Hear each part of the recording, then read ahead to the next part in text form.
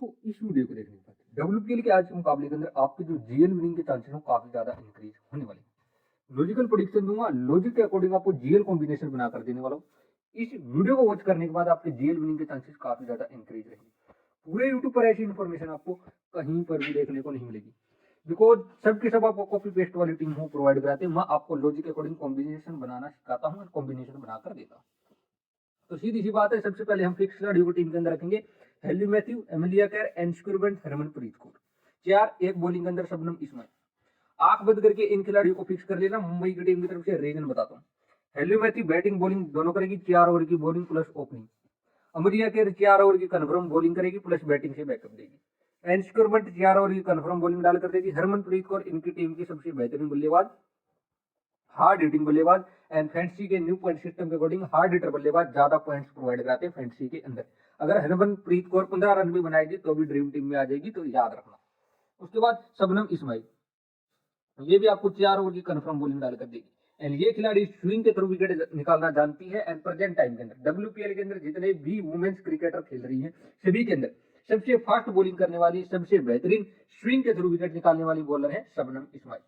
And सामने जो team है उस टीम के अंदर आपको एक ओपनर वीक देखने को मिलेगा जो कि है हेमलता, तो उसका विकेट निकाल सकती है शबनम इस्माइल पावर प्ले के अंदर। तो शबनम इस्माइल भी मेरी टीम में रहेगी। तो कुल मिलाकर ये खिलाड़ी आपको फिक्स कर लेने मुंबई की टीम की तरफ से। जीएल के जितने भी कॉम्बिनेशन बनाओ इन खिलाड़ियों को आंख बंद करके फिक्स कर लेना। सबसे पहले देखो, हमारे पास 4 बल्लेबाज हम फिक्स हो गए। देखो 4 बल्लेबाज हमने पिक कर लिए, तो 4 बल्लेबाज हमने क्या कर लिए, पिक कर लिए।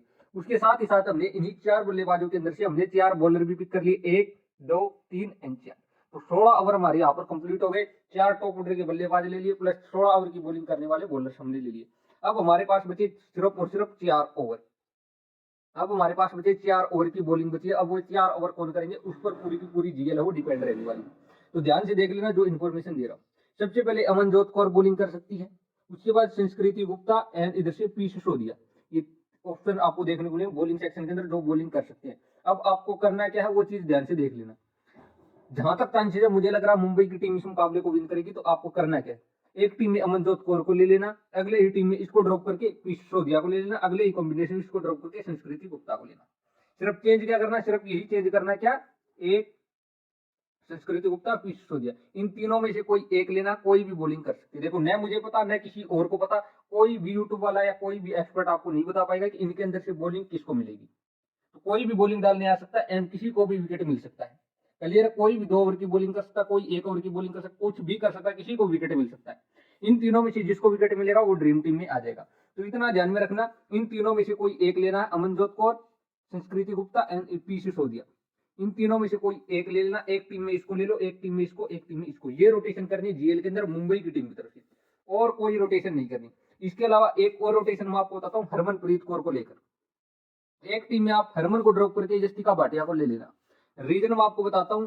तो अगर जस्टिका भाटिया ओपनिंग करती है तो आप इसको ले सकते हैं। देखो पिछले मुकाबले के अंदर इसको नीचे बैटिंग कराई गई। अगर लाइन अप आने के बाद मुझे पता चला कि जस्टिका भाटिया आज के मुकाबले के अंदर ओपन करेगी एंड मुंबई की टीम सेकंड इनिंग में बैटिंग कर रही है, उस कंडीशन में मैं जस्टिका भाटिया को ग्रैंड के अंदर जरूर ट्राई करूंगा। बिकॉज हेड टू हेड में जस्टिका भाटिया के रिकॉर्ड अच्छे हैं। सेकंड इनिंग में आपको अच्छे खासे पॉइंट्स प्रोवाइड करा सकती है जस्टिका भाटिया अगर ओपन करती है तो इस इंफॉर्मेशन के लिए आपको टेलीग्राम से जुड़ना। ये इंफॉर्मेशन आपको टेलीग्राम पर मिलेगी। क्या जस्टिका भाटिया ऊपर बैटिंग करेगी या फिर नीचे बैटिंग करेगी कल के पिछले मुकाबले की तरह की, तो याद रखें। तो एक रोटेशन ये आपको करना है जस्टिका भाटिया हरमनप्रीत कौर को लेकर। अगर कब करना है, मुंबई सेकंड इनिंग में बैटिंग करे तब। अगर मुंबई पहले बैटिंग करते हैं फिर सेम 4 बल्लेबाजों के साथ चले जाना। ये 4 बल्लेबाज आपके सेम रहेंगे। क्लियर है, इतना आपको सिर्फ ध्यान में रखना। एक बॉलर एक बल्लेबाज पर आपको रोटेशन करनी है मुंबई की टीम की तरफ से। इसके अलावा कुछ भी छेड़खानी मत करना। ये 5 खिलाड़ी आपको फिक्स कर लेने इस टीम की तरफ से, मुंबई की टीम की तरफ से। क्लियर है, आ जाते हैं गुजरात की टीम की तरफ। गुजरात की टीम की तरफ बात करेंगे। गार्डनर को टीम के अंदर लेना, बैटिंग बॉलिंग दोनों करेगी। हालांकि बॉलिंग अब ये काफी कम कर रही है। पिछले मुकाबले के अंदर भी मात्र 2 ओवर की बॉलिंग इसने की थी। तो सीवीसी हम इसको ट्राई नहीं करेंगे बिकॉज हमारे पास ऑलरेडी 3 ऑप्शन अवेलेबल है जो बैटिंग बॉलिंग पूरे 4 ओवर डालेंगे प्लस क्वालिटी वाली बैटिंग एंड बॉलिंग दोनों कर देगी। एंड गार्डनर के ओवर कंफर्म नहीं है क्योंकि पिछले मुकाबले के अंदर भी 2 ओवर की, उससे पहले भी 1 ओवर की बॉलिंग की थी एक मैच के अंदर। तो गार्डनर के ओवर कट रहे हैं। क्यों, क्योंकि सामने अगर लेफ्टी बल्लेबाज होंगे तो ही बॉलिंग करेगी, लेकिन सामने लेफ्टी बल्लेबाजों की कमी है।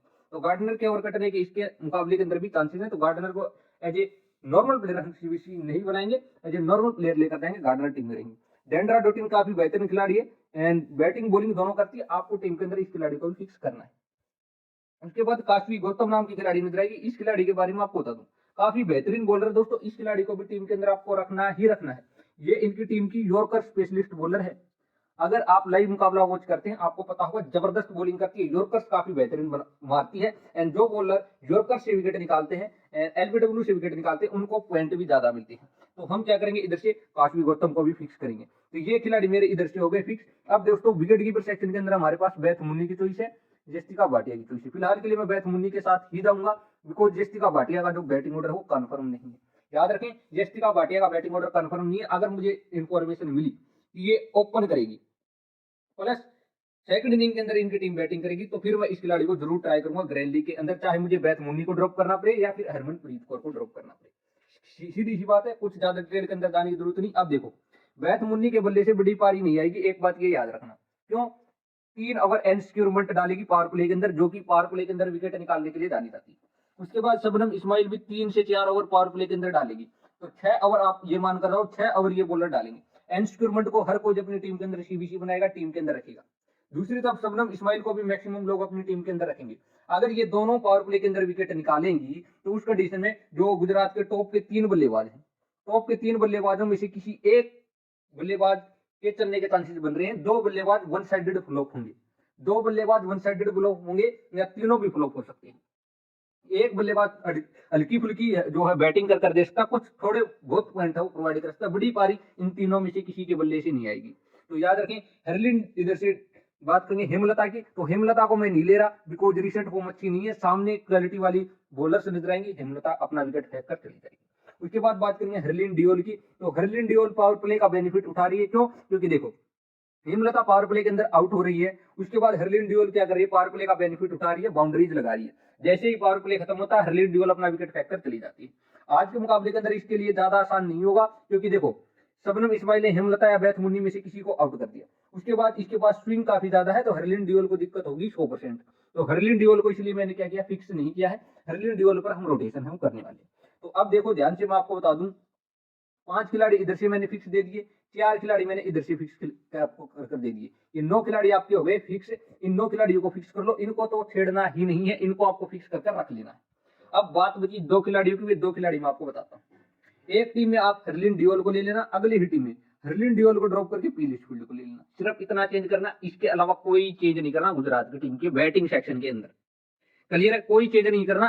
पी लिचफील्ड को एक टीम में क्या करना, बैथ मुन्नी को ड्रॉप करके पी लिचफील्ड को ले लेना, सिर्फ इतना चेंज करना, इसके अलावा कोई चेंज नहीं करना आपको गुजरात के बैटिंग सेक्शन के अंदर। बॉलिंग के अंदर बात कर रहे थे, बॉलिंग के अंदर काशवी गौतम मेरी फिक्स रहेगी। उसके बाद पिछले मुकाबले के अंदर मेघना सिंह को बॉलिंग दे दी गई, यानी ये 2 से 3 विकेट निकाल कर ले गई। तो याद रखें, आज इनके सामने जो बल्लेबाज है क्वालिटी वाले बल्लेबाज आपको देखने मिलेंगे। मुझे नहीं लगता मेघना सिंह विकेट निकाल पाएगी। तो एक चीज मैं आपको बता रहा हूँ, तनुजा कन्वर को आप रोटेट कर सकते हो। तनुजा कन्वर को रोटेट कैसे कर सकते हो मैं आपको बताता हूँ। तनुजा कन्वर बैट बॉल दोनों से पॉइंट्स प्रोवाइड कर सकती है, बैटिंग भी कर लेती है, ऑलराउंडर खिलाड़ी है, बॉलिंग सेक्शन के अंदर आपको दी है, तो इसको आप रोटेट है वो कर सकते हैं। इसके अलावा मुझे नहीं लगता कोई ज्यादा अच्छा खिलाड़ी रहेगा। अगर गुजरात पहले बॉलिंग करे तो आप एक रोटेशन कर लेना, एक टीम में क्या करना, तनुजा कन्वर को रख लेना, अगली ही टीम में इसको ड्रॉप करके मेघना को टीम के अंदर रख लेना। सिर्फ ये रोटेशन रहेगी बॉलिंग सेक्शन के अंदर। बैटिंग सेक्शन की रोटेशन ऑलरेडी मैंने बता दी, हेमलता को ड्रॉप करके लिचफील्ड को रोटेट हो कर सकते हैं। क्लियर है? ज्यादा डिटेल के अंदर जाने की जरूरत नहीं। उसके बाद दोनों टीमों के बारे में मैंने आपको बता दिया। फिलहाल के लिए मैं हरलिन डियोल को टीम के अंदर ले रहा हूँ। सीबीसी इनके अंदर से किसी को भी मत बनाना। आज के मुकाबले के अंदर ये 3 जो टॉप के बल्लेबाज नजर आएंगे, इनके अंदर से किसी को भी सीबीसी मत बनाना आज के मुकाबले के अंदर। क्लियर है? अब मेरे पास बची एक खिलाड़ी मैं आपको बता दूं। एक खिलाड़ी आप अमनजोत कौर को ले सकते हैं, संस्कृति गुप्ता को ले सकते हैं, पी सिसोदिया, एनएस गुप्ता को आप टीम के अंदर कंसीडर कर सकते हैं। यस्टिका भाटिया का तो मैंने बता दिया, हरमनप्रीत कौर के प्लेस पर रोटेशन करनी है सेकंड इनिंग के अंदर, अदरवाइज मत करना।